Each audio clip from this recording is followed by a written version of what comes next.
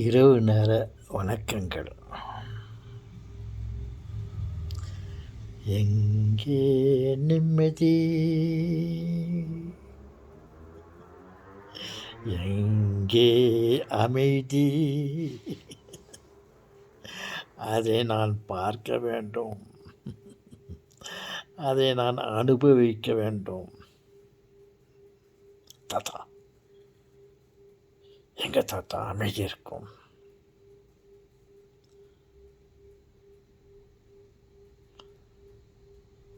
எங்க தாத்தா நிம்மதியை காண முடியும்?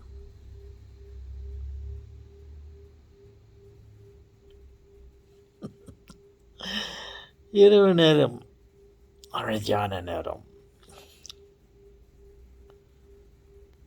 எஸ், அதை நாம் காண வேண்டும், அதை நாம் அனுபவிக்க வேண்டும் என்றால் நாம் தான் அந்த நேரத்தில் தூங்கிவிடுகிறோமே. அமைதியான நேரத்தில் நாம் தூங்கிவிடுகிறோமே. அமைதியான சூழ்நிலை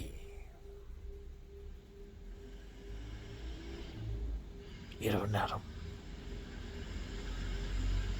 பகலிலும் வெளிச்சத்திலும் நம்மால் அமைதியை காண முடியாது, நிம்மதியை காண முடியாது, நிம்மதியை காண முடியாது. நாம் தான் அப்பொழுது தூங்கி விடுகிறோமே.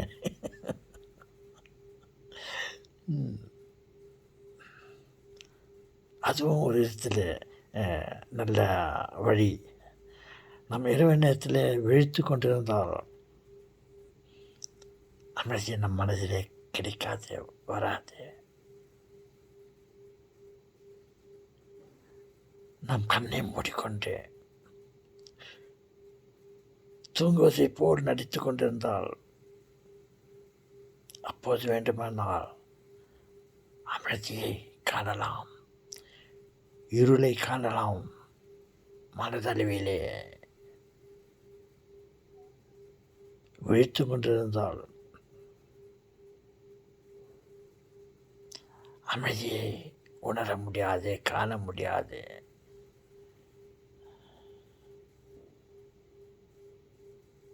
இரவு நேரம் ஒன்று தான் அமைதியான நேரம், நிம்மதியான நேரம்.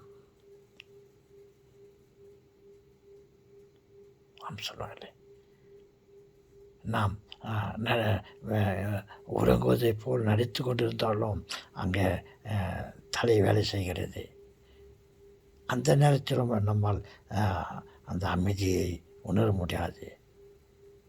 நாமவே நமக்கு உறக்கம் வந்த பிறகு உறங்கி விடுகிறோமே, எந்த பிரச்சனையும் நமக்கு தெரியாது. அதுதான் நிம்மதி. நம்மை அறியாமலே கடவுள் நமக்கு நிம்மதியை கொடுத்திருக்கிறார். அந்த 12 மணி நேரம் இரவு நேரம், சரியான நேரம் 12 மணி.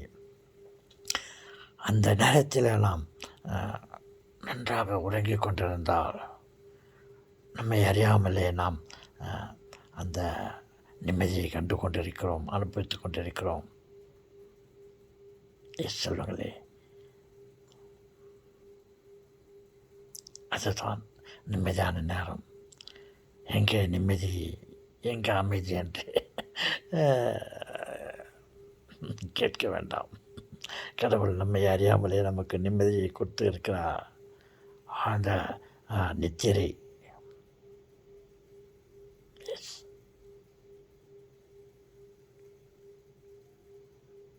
ஓகே சொல்லுங்களே, நிம்மதியை, அமைதியை அனுபவிப்போம்.